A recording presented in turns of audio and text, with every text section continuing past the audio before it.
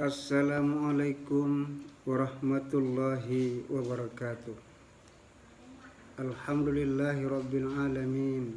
Wassalatu wassalamu ala ashrafil anbiya'i wal mursalin wa ala alihi wa sahbihi ajma'in. Ashhadu an la ilaha illallah wa ashhadu anna muhammadar rasulullah. Allahumma salli ala Muhammad wa ala ali Muhammad. Qala Allah Ta'ala fil Qur'anil Karim, a'udzu billahi minasy syaithanir rajim. Bismillahirrahmanirrahim. Inna awwala baitin wudi'a lin-nasi lalladzi bi Bakkata mubarakah wa hudan lil alamin. Fihi ayatun bayyinatun maqamu Ibrahim wa man dakhalahu kana amina. Walillahi 'alan nasi hajjul baiti man istata'a ilaihi sabila wa man kafara fa innallaha ghaniyyun 'anil 'alamin. Shadaqallahul azim. Surat Ali Imran ayat 96 sampai 97. Hadirin kaum muslimin sidang pendengar rahimakumullah. Mari kita bersyukur kepada Allah Subhanahu wa taala.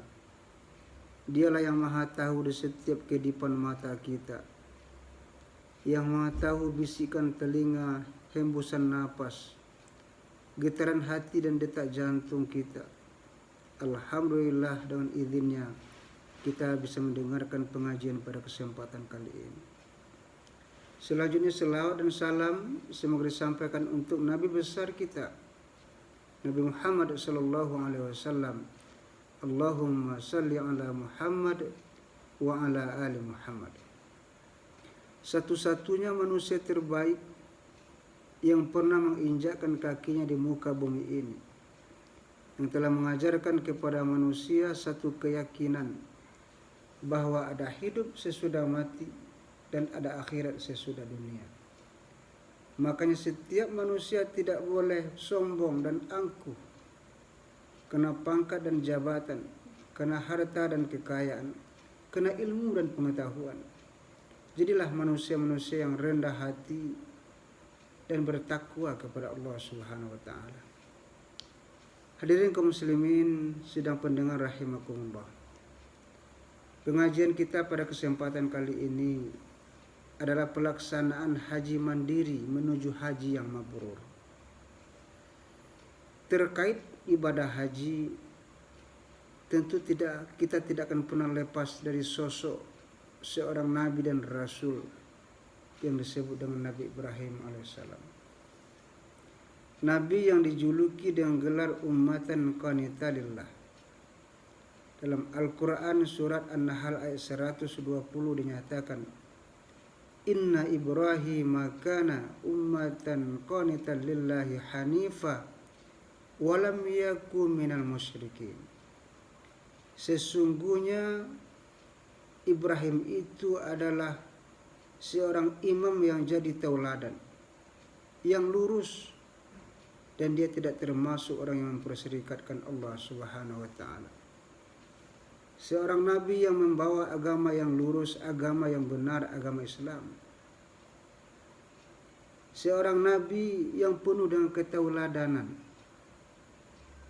yang taat kepada Allah Subhanahu wa taala, yang taatnya sangat sungguh luar biasa. Tergambar dalam pelaksanaan ibadah kurban. Setiap tahun belum melaksanakan ibadah kurban. Bahkan anaknya sendiri yang disayangi rela untuk dikorbankan. Seorang nabi dan rasul yang memiliki sosok visioner ke depan, yang selalu mementingkan orang lain, mementingkan keturunannya daripada dirinya sendiri. Dia selalu mendoakan anak dan cucu serta keturunan di belakang hari. Ini tergambar dalam surat Al-Baqarah ayat 127 sampai 129. Di sana digambarkan tatkala beliau membangun Ka'bah. tatkala belum memperbaiki Ka'bah yang rusak yang pernah ditempa oleh banjir di zaman Nabi Nuh alaihissalam. Ini diceritakan dalam Al-Quran, wa idh yarfa'u Ibrahimul qawa'ida minal baiti wa Ismail Rabbana taqabbal minna innaka antas sami'ul alim. Rabbana waj'alna muslimaini laka wa min dzurriyyatina ummatan muslimatan laka wa arina manasikana wa tub 'alaina innaka antat tawwabur rahim. Rabbana wab'ath fihim rasulan minhum yatlu 'alaihim ayatika wa yu'allimuhumul kitaba wal hikmata wa yuzakkihim innaka antal azizul hakim. Dalam ayat itu dikatakan Nabi Ibrahim merupakan visioner ke depan yang mementingkan anak cucu dan keturunan. Beliau telah mewariskan bagaimana pelaksanaan ibadah haji kepada Nabi besar Muhammad SAW dan umatnya. Beliau juga menginginkan, mendoakan bagaimana anak dan keturunan beliau menjadi orang-orang yang selalu tunduk dan patuh berserah diri kepada Allah.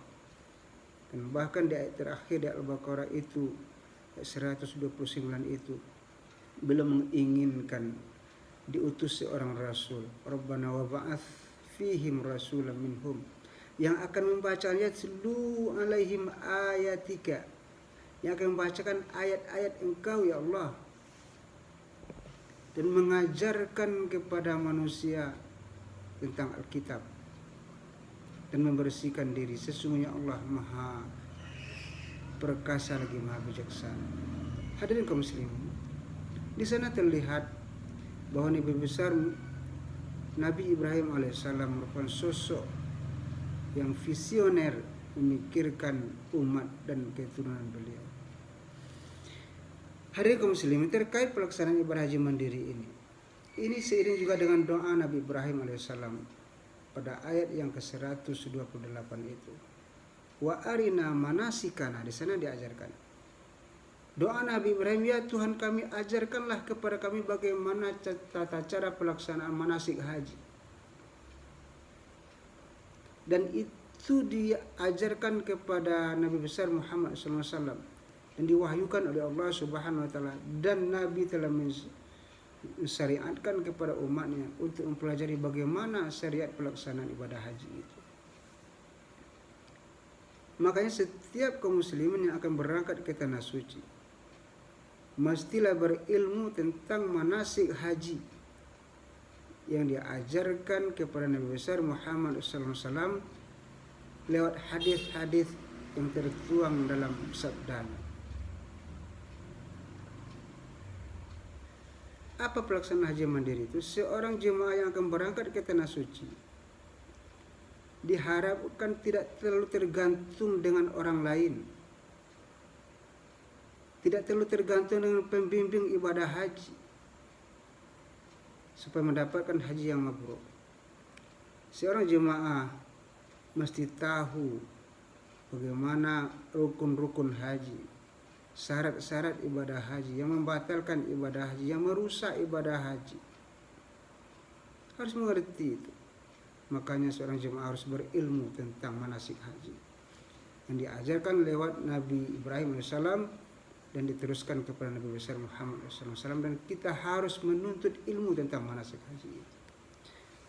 Hadirin kaum muslimin pendengar rahimakumullah, kita mesti tahu bagaimana tata cara pelaksanaan ibadah haji, bagaimana amalan-amalan apa yang mesti kita lakukan di saat perjalanan menuju ibadah haji itu.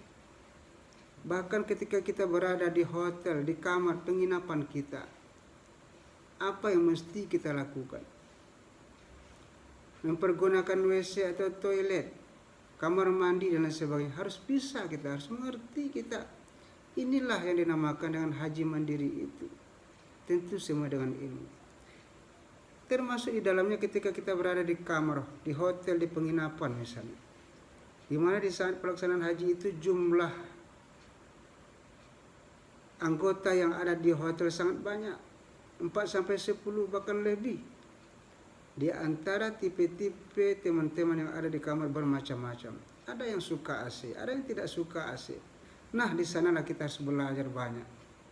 melatih kesabaran diri kita supaya kita memperoleh haji yang sempurna itu. Makanya tidak heran ketika kita dibimbing oleh ketua rombongan, oleh orang yang membimbing manasik haji kepada kita. Kalau kamu berangkat ke tanah suci, maka sediakanlah kesabaran 1 karung. Artinya apa? Kita harus punya kesabaran yang tinggi dalam pelaksanaan ibadah haji. Menyikapi semua yang ada, termasuk tipe-tipe daripada teman-teman yang ada di dalam kamar kita. Dan bahkan seorang calon jemaah harus mengerti juga dia bagaimana dia ketika keberangkatan untuk ke tanah suci itu, dalam pengurusan koper misalnya, teknis pelaksanaan harus mengerti juga kita. Ada orang yang tertipu, bahkan kena koper itu sudah gratis, tapi ada orang yang tidak bertanggung jawab menawarkan membawa barang-barang dengan imbalan-imbalan tertentu. Bahkan juga termasuk pengaturan kloter. Orang-orang yang tidak bertanggung jawab ada juga yang datang kepada kita nanti. Katanya dia bisa menggeser kloter kita dari kloter yang jauh ke atas, dia bisa memindahkan ke kloter 1. Padahal pemerintah sudah mengatur sedemikian rupa berdasarkan kuota. Dan kita yang tidak punya ilmu tentang itu, tertarik kita. Di sanalah kerugian yang besar bagi diri kita. Hadirin kaum muslimin sidang pendengar rahimakumullah. Makanya dituntut bagi kita calon jemaah haji, bekalah diri dengan ilmu agar menjadi haji yang mabrur nanti. Dan tidak cukup itu saja. Di samping dengan ilmu, makanya dikatakan oleh Allah Subhanahu wa taala, wa aina manasikana wa tub alaina innaka antat tawwabur rahim. Seorang calon jemaah haji yang akan berangkat ke tanah suci harus bertobat kepada Allah Subhanahu wa taala. Setelah berilmu tentang manasik haji, dia mesti mendekatkan diri kepada Allah, bertaubat kepada Allah Subhanahu wa taala. Karena kita adalah orang-orang yang penuh dengan dosa. Kita tidak suci, kita kotor. Karena kita akan berangkat ke tempat yang suci, makanya diri kita harus kita sucikan terlebih dahulu dengan cara bertaubat. Bertobat dalam artian kembali kepada Allah Subhanahu wa taala. Mengakui kesalahan kita yang pernah kita buat selama ini kepada Allah. Mohon ampun kepada Allah Subhanahu wa taala. Minta maaf kepada sesama manusia. Berjanji tidak akan membuat pekerjaan yang salah lagi. Kalau hal itu terkait dengan hak-hak orang lain dengan kita, maka kita bersedia untuk mengembalikan hak orang lain itu. Karena kita akan menuju ke tempat yang suci. Karena Allah hanya menerima dari yang suci dan akan memberikan ganjaran yang luar biasa bagi orang yang suci. Apa kata Nabi? Orang yang memperoleh haji yang mabrur itu suci lahir dan batin. Al-hajju mabrur laisal jaza ilal jannah. Haji yang mabrur itu tidak ada balasannya melainkan surga di sisi Allah Subhanahu wa taala. Makanya marilah kita sungguh-sungguh menggapai ridha Allah untuk memperoleh haji yang mabrur, bukan haji yang mardud, haji yang ditolak oleh Allah Subhanahu wa taala, dengan cara mempersiapkan bekal diri dengan ilmu agar haji kita bisa sempurna dan membersihkan diri kita dari noda dosa baik terhadap sesama manusia maupun di hadapan Allah Subhanahu wa taala. Assalamualaikum warahmatullahi wabarakatuh.